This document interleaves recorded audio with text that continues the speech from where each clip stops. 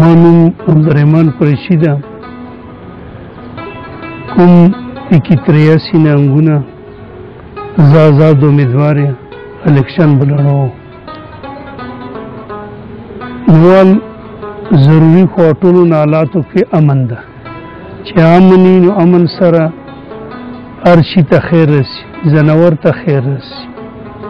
بله خبره دا ده چې کوم مو باندې تقریبا د څومره امیدواران تیر شوي دي طاقتور دي دولتمند تیر شو غریبانو دور تیر شو او چې کوم ټیم کې ووټ غواړي هغه ټیم کې عوام ته ښه ټیم یې ورکوي او چې کله د الیکشن ټیم تیر شي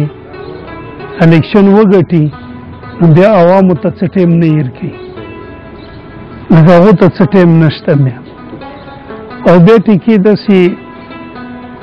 خلکو ته ټیکې ورکوي چې هغه د ټیکهدارانو یا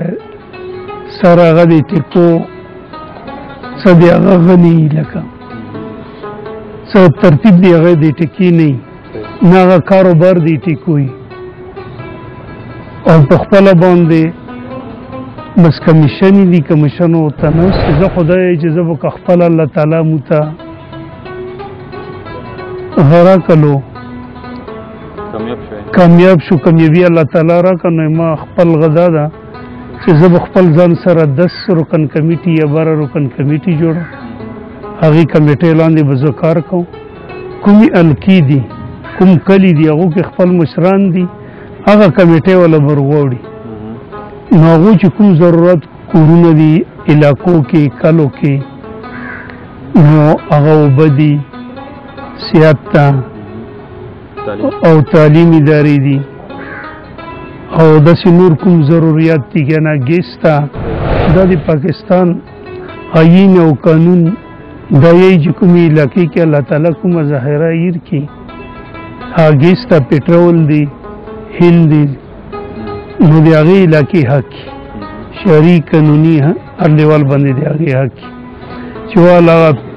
5 کیلومیټر ریډینګ ته او ګیس یې ورکړی شي او بیا یې سره کوم سهولتونه دي روډونه دي اوبه دي او سکولونه دي دا هغې علاقې ته د پاکستان عین کې دا دي چې هغې علاقې ته د کورونه وشي نو مو بدقسمتي دا وه چې د موږ علاقې نه کوم کسان جوړ وو نو هغوی موږ علاقې ته توجه یې ورنه کړه موږ خو دا یو چې دا ټول پاکستان ته الله تعالی ګلې ګلزر کړي او ګیس اوبه هر څه سهولتونه الله تعالی یې ورکړي موجود دي خو بهرحال د موږ علاقې ته لکه د پی ټي آی دور څه توجه موږ علاقو ته ونه شي دې چې کومې پارټۍ حکومت وي نو هغې ته ضروري خبره ده چې هغې ته به وجه دا د بنیادي کار دا ده چې ته خو که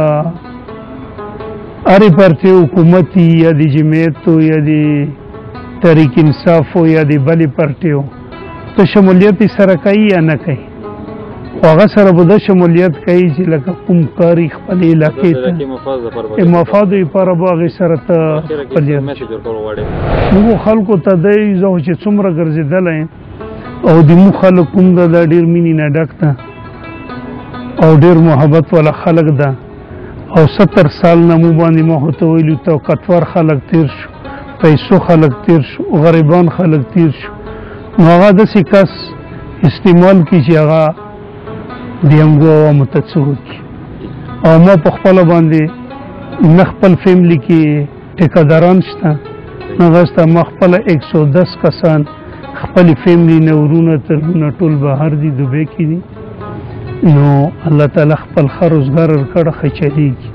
او صرف نه صرف د عوامو هغه باندې ارچک شوی وي جذبه باندې نو زه د